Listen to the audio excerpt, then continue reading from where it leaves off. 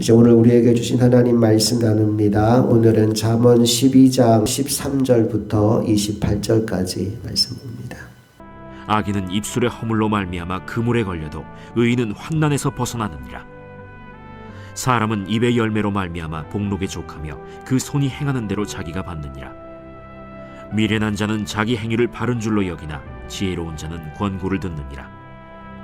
미련한 자는 당장 분노를 나타내거니와 슬기로운 자는 수욕을 참느니라. 진리를 말하는 자는 의를 나타내어도 거짓 증인은 속이는 말을 하느니라.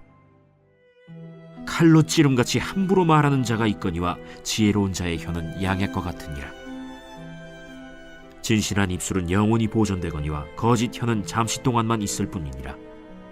악을 꾀하는 자의 마음에는 속임이 있고 화평을 의논하는 자에게는 희락이 있느니라. 의인에게는 어떤 재앙도 임하지 아니하려니와 악인에게는 앙화가 가득하리라. 거짓 입술은 여호와께 미움을 받아도 진실하게 행하는 자는 그의 기뻐하심을 받느니라. 슬기로운 자는 지식을 감추어도 미련한 자의 마음은 미련한 것을 전파하느니라. 부지런한 자의 손은 사람을 다스리게 되어도 게으른 자는 불임을 받느니라. 근심이 사람의 마음에 있으면 그것으로 번뇌하게 되나 선한 말은 그것을 즐겁게 하느니라. 의인은 그 이웃의 인도자가 되나 악인의 소행은 자신을 미혹하느니라. 게으른 자는 그 잡을 것도 사냥하지 아니하나니 사람의 부귀는 부지런한 것이니라. 공의로운 길에 생명이 있나니 그 길에는 사망이 없느니라. 오늘 본문 말씀에는 우리가 입술로 범할 수 있는 다양한 잘못들을 나열해 주고 있습니다. 13절과 14절 말씀을 먼저 다시 읽어볼게요. 시작. 악인은 입술의 허물로 말미암아 그물에 걸려도 의인은 환난에서 벗어나느니라. 사람은 입의 열매로 말미암아 복록에 족하며 그 손이 행하는 대로 자기가 받느니라. 악인은 입술의 허물 때문에 그물에 걸린다라고 13절에서 말씀했고, 또 14절에 보니까 그 말한 것에 대한 열매를 반드시 거두게 된다라는 말씀이 이어집니다.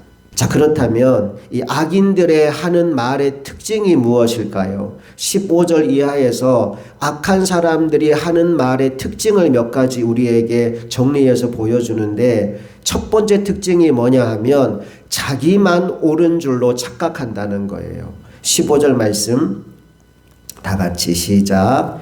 미련한 자는 자기 행위를 바른 줄로 여기나 지혜로운 자는 권고를 듣느니라. 미련한 자는 자기 행위를 바른 줄로 여기나, 내 생각이 옳다라는 그 마음이 너무 강한 겁니다. 그러니까 다른 사람들의 말을 들으려고 하지 않는 거예요. 내 생각대로만 살다 보니까 결국은 망하는 길로 가는 겁니다. 1절 말씀 우리 한번 돌아가 볼까요? 어제 나누었던 말씀인데 12장 1절이 이렇게 시작했었어요. 다 같이 시작. 훈계를 좋아하는 자는 지식을 좋아하거니와 징계를 싫어하는 자는 짐승과 같으니라. 내가 듣기에 기분 나쁜 말, 내가 듣기에 별로 내 마음에 안 드는 말을 하는 누군가를 만났을 때 그 말을 달게 들으면 내게 지식이 생기지만 그 말을 거부하고 내 맘대로만 살면 짐승같이 살 수밖에 없다라고 12장 1절은 우리에게 말씀했습니다. 오늘도 우리가 살아가는 동안 누군가 우리에게 쓴소리하는 사람이 있을지도 모릅니다. 그때 벌컥 화를 내지 말고 그 말에 귀를 닫아버리지 말고 저 사람이 왜 저런 말을 하나 주의 깊게 듣게 되기를 원합니다. 그래서 저런 생각도 할 수 있구나. 저렇게 접근할 수도 있는 거구나. 우리가 알지 못했던 지식을 얻는 귀하고 복된 한날의 삶이 될 수 있기를 주님 이름으로 축복합니다. 자, 악한 말을 하는 사람의 특징 첫 번째는 자기만 옳은 줄로 착각한다는 거예요. 두 번째 특징은 뭐냐 하면 화를 참지 못하고 분노를 쏟아내기 쉽다라는 겁니다. 16절 다 같이 시작. 미련한 자는 당장 분노를 나타내거니와 슬기로운 자는 수욕을 참느니라. 내 귀에 거슬리는 말을 들었을 때 당장의 분노를 나타내는 사람이 있고 그 말을 듣고도 일단은 참는 사람이 있다라는 거예요. 분노를 나타내는 사람은 미련한 사람이고 수욕을 참는 사람이 슬기로운 사람이다라고 얘기합니다. 여러분, 화를 내고 나서 머쓱해지는 그런 경우들이 있잖아요. 내가 순간적인 분노를 참지 못해서 막 화를 쏟아내고 말았는데 나중에 보니까 내가 오해한 상황인 거예요. 상대방이 전혀 그렇게 나를 모독하거나 나에게 나쁘게 하려고 했던 일이 아닌데 내가 단어 하나 또는 상황 하나를 오해해서 화를 잔뜩 쏟아내고 나니까 나중에 전후 상황을 알고 나면 내가 왜 그랬지라는 생각이 드는 순간들을 우리가 경험할 때가 있습니다. 전후 상황을 일단 살펴보고 이래서 이런 말을 했구나. 저래서 저런 상황이 나왔구나. 먼저 이해하려고 노력하는 우리들이 되었으면 좋겠어요. 그거 안 하고 일단 소리부터 지르고 화부터 내고 나면 그 사람 주변에 사람이 점점점 떠나가게 됩니다. 우리 16장 31절로 한번 가볼까요? 잠언 16장 32절이네요. 16장 32절 다 같이 읽어봅니다. 시작. 노하기를 더디하는 자는 용사보다 낫고 자기의 마음을 다스리는 자는 성을 빼앗는 자보다 나으니라. 아멘. 여러분, 전쟁할 때 용사들이 있어요. 잘 싸우고 잘 이기는 용사들이 있어요. 그런데 전쟁에서 잘 싸우는 용사보다도 더 강한 용사가 누구냐 하면 내 마음속에 끓어오르는 분노를 다스릴 줄 아는 사람이 최고의 용사래요. 노하기를 더디하는 자는 용사보다 낫고 또 자신의 마음을 잘 다스릴 줄 아는 사람은 성을 빼앗는 것보다 훨씬 낫다라고 얘기합니다. 적군의 성을 빼앗는 게 얼마나 힘든 일이에요. 그런데 그것보다 더 나은 일이 뭐냐 하면 자신의 마음을 잘 다스리는 것이다 라고 얘기합니다. 우리의 남은 평생 동안 분노를 잘 다스릴 줄 알고 마음을 잘 다스릴 줄 알아서 하나님이 인정하는 용사, 성을 빼앗음보다 더 큰 것을 빼앗는 하나님의 사람으로 인정받는 저와 여러분 모두가 되기를 간절히 소망합니다. 자, 악한 자들의 하는 말의 특징 첫 번째가 뭐라 그랬지요? 자기만 옳다고 생각해요. 두 번째 특징이 뭐냐 하면 제대로 들어보지도 않고 뭐부터 내요? 화부터 내요. 세 번째 특징이 뭐냐 하면요, 거짓말을 밥 먹듯이 한다는 겁니다. 17절 같이 읽어볼게요. 시작. 진리를 말하는 자는 의를 나타내어도 거짓 증인은 속이는 말을 하느니라. 거짓 증인은 속이는 말을 하느니라. 증인으로 세웠는데 위증을 하는 겁니다. 거짓말만 하는 겁니다. 결국 그 거짓말 때문에 여러 사람들이 피해를 보는 상황이 발생할 수도 있는 거예요. 여러분의 언어 생활 가운데 혹시 거짓말이 섞여 있지 않은지를 한번 돌아봤으면 좋겠어요. 우리는 아무 생각 없이 거짓말을 지어서 할 때가 있는데 그게 결국 돌고 돌아서 나에게 그리고 다른 사람들에게 피해를 줄 수 있다는 사실을 기억하고 진리만을 말할 수 있는 저와 여러분의 입술이 되기를 소망합니다. 자, 다시 정리합니다. 악한 자의 말의 특징 첫 번째는 자기만 옳은 줄 생각해요. 두 번째는 화를 참지 못하고 분노를 쏟아내요. 세 번째는 거짓말을 잘해요. 마지막 네 번째 특징이 뭐냐 하면 말을 함부로 한다는 거예요.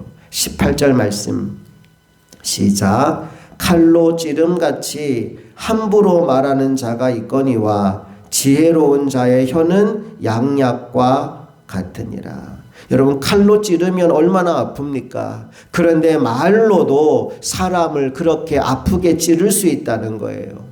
그래서 때로 어떤 말 한마디 때문에 상처를 깊이 받아서 어떤 사람은 인생을, 자신의 생을 마감하는 사람들까지 있을 지경입니다. 여러분의 말이 누군가를 찌르는 칼이 되지 않기를 원합니다. 18절 하반절에 뭐라고 얘기했느냐 하면 지혜로운 자의 혀는 양약과 같으니라 라고 말씀했습니다. 상처 입은 마음을 치유해 주는 일 역시도 우리의 말이 한다는 겁니다. 말로 누군가를 찔러서 상처를 낼 수도 있지만 말로 누군가의 상처를 치유해 줄 수도 있다라는 거지요. 오늘 여러분의 입술의 말이 누군가에게 칼로 찌르는 상처를 내는 것이 아니라 상처 입은 누군가를 치유하고 회복시켜주는 복된 언어를 가진 사람들이 될 수 있기를 주님 이름으로 축복합니다. 자, 오늘 말씀의 결론을 좀 맺어봅시다. 아까 13절과 14절 말씀에서 악인은 그 입술의 허물 때문에 그물에 걸리게 되고 또 그 말하는 것에 대한 열매를 거두게 된다라고 했는데 함부로 말한 것에 대한 그럼 대가는 무엇이 있을까? 19절 이하에서 함부로 뱉은 말들이 어떤 결과를 가져오는지를 우리에게 들려주는데 19절을 먼저 읽어봅니다. 시작. 진실한 입술은 영원히 보존되거니와 거짓 혀는 잠시 동안만 있을 뿐이니라. 진실한 말은 영원하지만 거짓된 혀는 잠깐 동안만 효력을 발휘한다라고 말합니다. 20절 가봅니다. 악을 꾀하는 자의 마음에는 속임이 있고 화평을 의논하는 자에게는 희락이 있느니라. 좋은 말은 기쁨을 주지만 나쁜 말은 사람들을 속이게 된다라고 얘기합니다. 21절 가봅니다. 시작. 의인에게는 어떤 재앙도 임하지 아니하려니와 악인에게는 앙화가 가득하리라. 선한 말을 행하면 아무런 재앙이 오지 않지만 악한 말을 하며 살아가는 인생에게는 앙화가 가득하다라고 하죠. 마지막 22절 시작. 거짓 입술은 여호와께 미움을 받아도 진실하게 행하는 자는 그의 기뻐하심을 받느니라. 거짓된 입술은 여호와 하나님이 미워하십니다. 하나님의 미움을 받지만 진실하게 행하는 자는 하나님의 기쁨이 된다라고 말씀하고 있어요. 저와 여러분의 삶이 여호와 하나님 보시기에 미운 삶이 아니라 하나님을 기쁘시게 하는 삶이 되기를 원합니다. 그러기 위해 가장 먼저 바뀌어야 되는 게 뭐냐? 바로 우리 입술의 말이라는 겁니다. 오늘도 저와 여러분은 하루 종일 말을 하고 살 겁니다. 우리의 입술이 무언가 말을 내뱉고 이 하루를 살아갈 거예요. 문득 그런 생각을 해봤습니다. 하루 종일 내가 어떤 말을 하는지를 좀 녹음해서 하루를 마감하고 나는 그 시간에 들어보면 어떨까? 그 말을 내가 다시 들으면 부끄러울까? 아니면 그 말을 듣고 내 마음이 뿌듯해질까? 요즘에 생활 예능들이 참 많이 나옵니다. 금쪽이 이야기도 그렇고 또 이혼 가정들에 관한 이야기도 굉장히 많죠. 이혼 위기에 있는 가정들이 생활 예능에 나와서 자신들의 상황을 토로하는 장면들도 나와요. 그런데 그 예능들을 보면 뭐가 있느냐 하면 관찰 카메라가 있어요. 그 집에 카메라를 설치해 놓고 24시간 동안 그 집에서 어떤 일이 벌어지고 있는지를 찍는 거예요. 그걸 이제 스튜디오에 나와서 본인들이 보는 겁니다. 내가 집에서 내 아이에게 어떤 말을 하는지, 내 남편에게 또 내 아내에게 어떤 행동을 하는지를 내가 내 눈으로 보는 거예요. 그걸 보고 듣고 나서 대부분 사람들이 하는 말이 뭐냐 하면 내가 저렇게 말하는지 몰랐어요. 내가 저렇게 행동하는지 몰랐어요. 라는 얘기를 합니다. 나도 모르게 그런 말을 하고 그런 행동을 하는 거예요. 그때는 아무 생각 없이 하고 지나갔는데 다시 돌이켜서 그 장면을 보니까 너무 부끄러운 거예요.